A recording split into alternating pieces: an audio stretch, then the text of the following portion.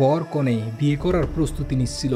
ঠিক তখনই রাজা এডওয়ার্ডের সৈন্যবাহিনী এসে বিয়ের কনেকে তুলে নিয়ে যায়। কারণ রাজা এডওয়ার্ড নিয়ম করেছিল স্কটল্যান্ডে কোনো মেয়ের বিয়ে হলে তাকে প্রথমে রাজা এডওয়ার্ডের সৈন্যবাহিনীর কমান্ডারের সাথে রাত কাটাতে হবে। কেউ যদি ভুল করেও কমান্ডারের সাথে রাত না কাটিয়ে বিয়ে করতে যায় তাহলে সকল সৈন্যরা মিলে ধর্ষণ করে সেই কনেকে। অন্য কোনো উপায় না থাকার কারণে বাধ্য হয়ে বিয়ের কনে এডওয়ার্ডের সৈন্যবাহিনীর কমান্ডারের সাথে রাত কাটাতে চলে যায়। 1280 সালে স্কটল্যান্ডের রাজার মৃত্যুর পর তার কোনো উত্তরাধিকারী না থাকার কারণে ইংল্যান্ডের রাজা এডওয়ার্ড দ্য লং শ্যাং স্কটল্যান্ড দখল করে নেয়। এডওয়ার্ড অনেক অত্যাচারী রাজা ছিল, যার কারণে স্কটল্যান্ডের বিদ্রোহী জনতা এডওয়ার্ডের বিরুদ্ধে বিদ্রোহ করা শুরু করে। একদিন রাজা এডওয়ার্ড সকল বিদ্রোহীদেরকে তাদের দাবি দাওয়া নিয়ে আলোচনা করার জন্য একটি মিটিংয়ের আয়োজন করে। সকল বিদ্রোহীদেরকে সেখানে নিরস্ত্রভাবে উপস্থিত হওয়ার জন্য বলে। ম্যালকম ওয়ালার নামের একজন কৃষক এই মিটিংয়ে যোগ দেওয়ার জন্য রওনা হয়। ম্যালকমের 2 ছেলে ছিল, জন আর উইলিয়াম। তারা ওই জায়গায় গিয়ে দেখতে পায় রাজা মিটিংয়ে আসা সবাইকে মেরে তাদের শরীর ফাঁসিতে ঝুলিয়ে দেয়। এই ঘটনায় 50 জন কৃষক সিদ্ধান্ত নেয় তারা রাজার বিরুদ্ধে যুদ্ধ করবে। এই যুদ্ধে উইলিয়ামের বাবা আর ভাইয়ের মৃত্যু হয়ে যায়। বাবা ভাইকে হারিয়ে উইলিয়াম যখন শোকের সাগরে সাঁতার কাটছিল ঠিক তখনই মুরন নামের একটি মেয়ে উইলিয়ামকে সান্ত্বনা দেওয়ার জন্য এগিয়ে আসে।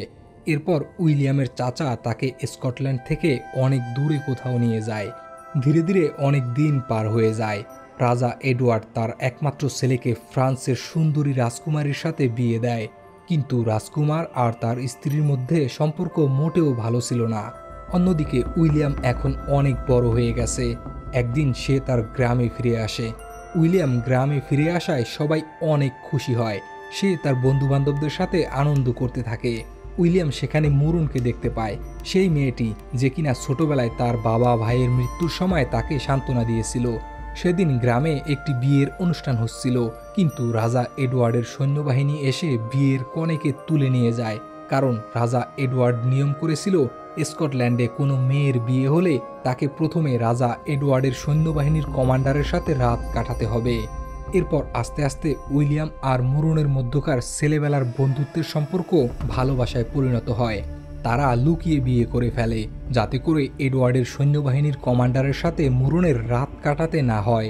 অন্যদিকে দেখা যায় গ্রামের কিছু লোক এখনও রাজা এডওয়ার্ডের বিরুদ্ধে আন্দোলন করার প্রচেষ্টা চালাচ্ছিল। তারা উইলিয়ামকে তাদের দলে যোগ দেওয়ার জন্য বলে, কিন্তু উইলিয়াম তাদেরকে সরাসরি না বলে দেয়। একদিন মুরন বাজার থেকে কিছু মালামাল কিনে বাড়ির দিকে আসতেছিল। তখন রাজা এডওয়ার্ডের এক সৈন্য মুরনের দিকে বাজে নজর দেয়, তাকে উত্ত্যক্ত করতে থাকে। এক পর্যায়ে মুরন রাগের মাথায় ওই সৈন্যকে চর মেরে দেয়। এই ঘটনায় ওই সৈন্য অনেক রেগে যায়, মুরনকে সেখানেই ধর্ষণ করার চেষ্টা করে। কিন্তু সময়মতো উইলিয়াম এসে মুরনকে বাঁচিয়ে নেয়। ততক্ষণে সেখানে অনেক সৈন্য চলে আসে, তাই উইলিয়াম সিদ্ধান্ত নেয় সে সৈন্যদেরকে তার দিকে ব্যস্ত রাখবে আর সেই সুযোগে মুরন সেখান থেকে ঘোড়ায় চড়ে পালিয়ে যাবে। উইলিয়াম মুরনকে জঙ্গলের পাশে অপেক্ষা করার জন্য বলে।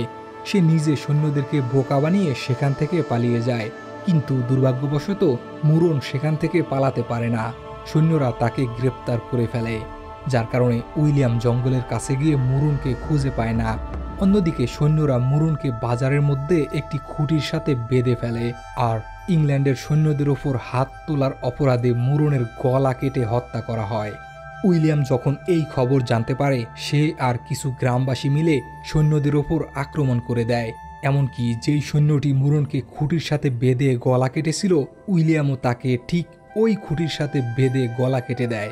উইলিয়াম তার জীবনের সব কিছু ইংরেজদের কারণে হারিয়েছে, যার কারণে উইলিয়াম শপথ নেয় সে ইংরেজদেরকে এই দেশ থেকে তাড়িয়েই ছাড়বে। অন্যদিকে এই খবর চারিদিকে ছড়িয়ে যায় যে উইলিয়াম ইংরেজদেরকে তার গ্রাম থেকে বিতাড়িত করে দিয়েছে। এই খবর শুনে লোকজন দলে দলে উইলিয়ামের সাথে যোগ দেওয়ার জন্য আসতে থাকে।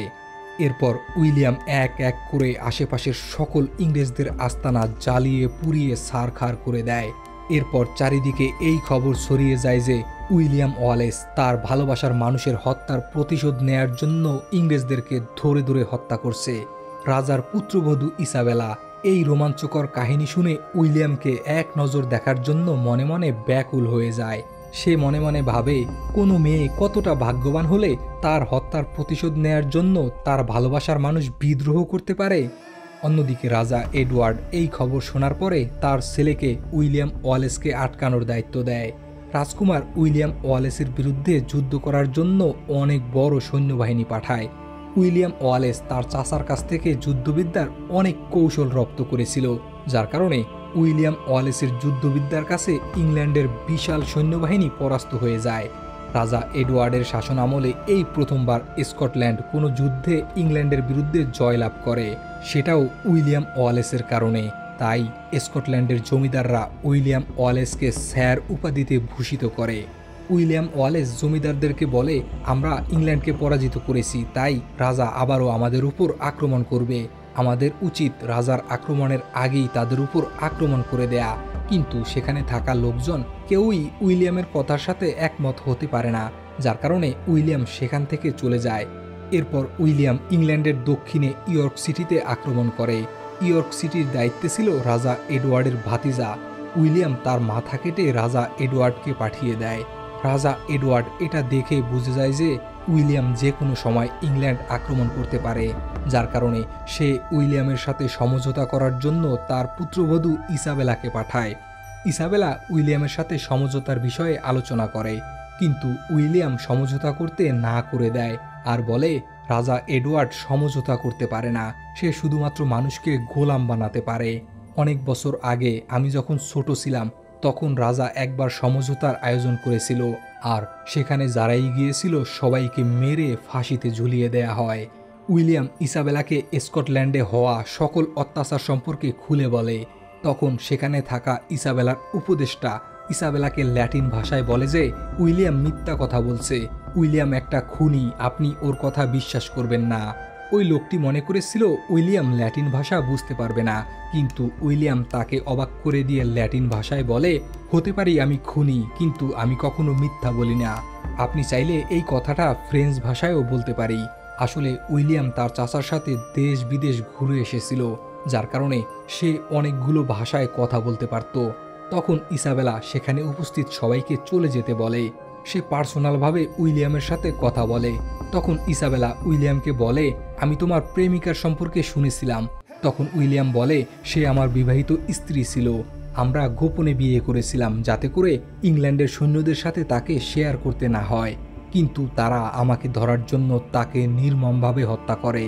উইলিয়ামের করুণ কাহিনী শুনে ইসাবেলা অনেক কষ্ট পায়, এমনকি তার মনের মধ্যে উইলিয়ামের জন্য ভালোবাসার জন্ম নিতে থাকে। উইলিয়াম ইসাবেলাকে বলে, আমি আজ পর্যন্ত কাউকে এই বিষয়ে বলিনি, জানি না তোমাকে কেন বলছি, আমি তোমার চোখে তার মতোই দৃঢ়তা দেখতে পাচ্ছি। একদিন তুমি এই সাম্রাজ্যের রানী হবে, আর আমি আশা করি তুমি তখন তোমার এই দৃষ্টির সৎ ব্যবহার করবে। উইলিয়াম এখান থেকে চলে যাওয়ার আগে ইসাবেলাকে বলে, তুমি রাজাকে বলে দিও উইলিয়ামের ওপর কোনো রকম কর্তৃত্ব চলবে না, আর আমার জীবন থাকাকালীন কোনো স্কটিশের ওপর কোনো রকম অত্যাচার আমি সহ্য করব না। ইসাবেলা ইংল্যান্ড গিয়ে রাজাকে বলে যে উইলিয়াম সমঝোতার জন্য না করে দিয়েছে। সেখানে ইসাবেলা আরও জানতে পারে যে রাজা এডওয়ার্ড এখন ইয়র্ক সিটিতে উইলিয়ামের ওপর আক্রমণ করবে। তখন ইসাবেলা উইলিয়ামকে সতর্ক করার জন্য একটি চিঠি লিখে।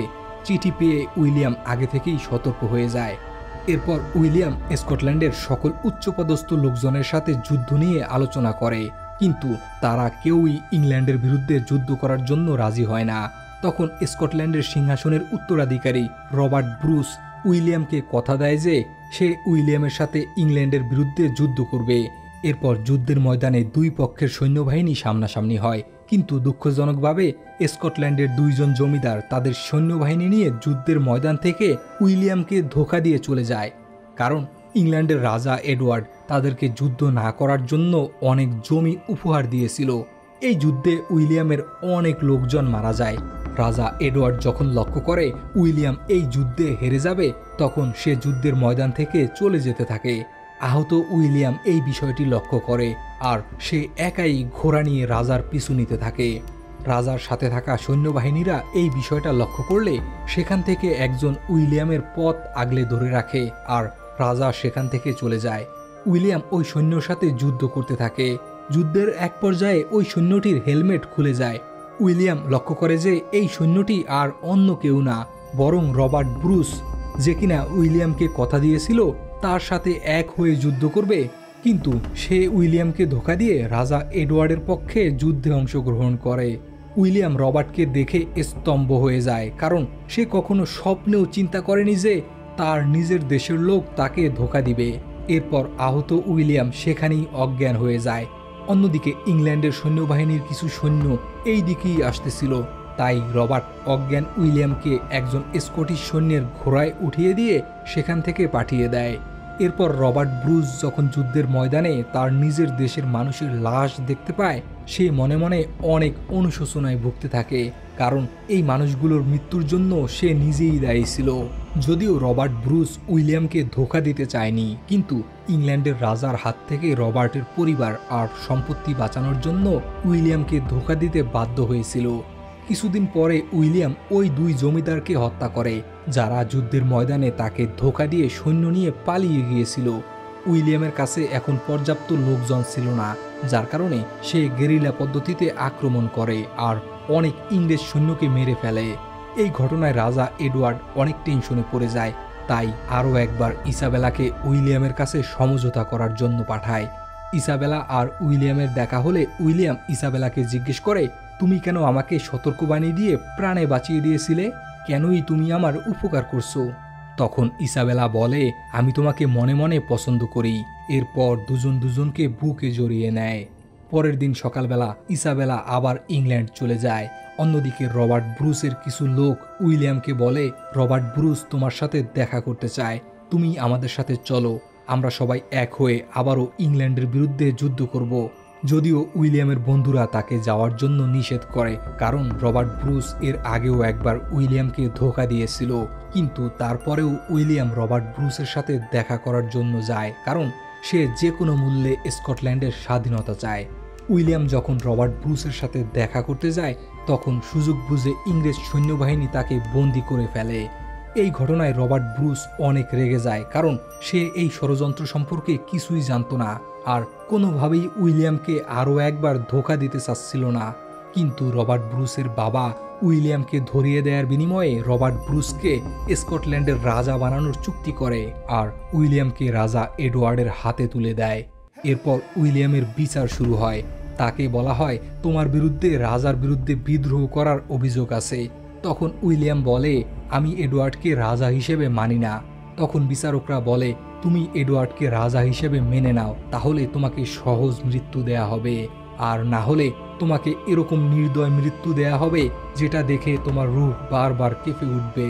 কিন্তু উইলিয়াম কোনোভাবেই রাজা এডওয়ার্ডকে রাজা হিসেবে মানে না, যার কারণে তারা সিদ্ধান্ত নেয় পরের দিন সকালে উইলিয়ামকে অনেক নির্দয়ভাবে মৃত্যুদণ্ড দেয়া হবে। অন্যদিকে রাজা এডওয়ার্ড এখন অসুস্থ হয়ে মৃত্যুশয্যায় পড়ে আছে। তখন ইসাবেলা রাজার কাছে উইলিয়ামের প্রাণ ভিক্ষা চায়, কিন্তু রাজা মৃত্যুশয্যায় পড়ে থেকেও উইলিয়ামের ওপর কোনো ধরনের দয়া দেখায় না। রাজার অবস্থা এতটাই খারাপ ছিল যে সে কথা বলতে পারত না। তখন ইসাবেলা রাজার কানে কানে বলে, তুমি এতটাই নিষ্ঠুর, যার কারণে তোমার মৃত্যুর সাথে সাথেই তোমার বংশের বাতি চিরতরে নিভে যাবে, কারণ আমার পেটে যে বাচ্চা আছে সেটা তোমার বংশের না, বরং উইলিয়াম ওয়ালেসের। পরের দিন সকালে উইলিয়ামকে অনেক নির্দয়ভাবে অত্যাচার করা হয়। তাকে বারবার বলা হয়, এডওয়ার্ডকে রাজা হিসেবে মেনে নাও, তাহলে তোমাকে সহজ মৃত্যু দেয়া হবে। কিন্তু উইলিয়াম শত অত্যাচারের মধ্যেও বলে, স্কটল্যান্ডের স্বাধীনতা চাই। এরপর উইলিয়ামের শরীর অনেকগুলো টুকরো করে ফেলা হয় আর জনগণকে দেখানো হয়, তোমরা দেখো বিদ্রোহ করার শাস্তি কি হতে পারে। তোমরা যদি স্বপ্নেও বিদ্রোহ করার চিন্তা করো, তাহলে তোমাদেরকে এর চেয়েও ভয়ঙ্কর শাস্তি দেয়া হবে। উইলিয়ামের মৃত্যু সমগ্র দেশ জুড়ে সাড়া ফেলে দেয়। এরপর রবার্ট ব্রুস আর উইলিয়ামের সঙ্গীরা এক হয়ে যায় আর উইলিয়াম ওয়ালেসের নামে আরেকবার যুদ্ধে অংশগ্রহণ করে। অবশেষে 1314 সালে স্কটল্যান্ড ইংল্যান্ড থেকে স্বাধীনতা লাভ করে। এখানেই মুভিটি শেষ হয়।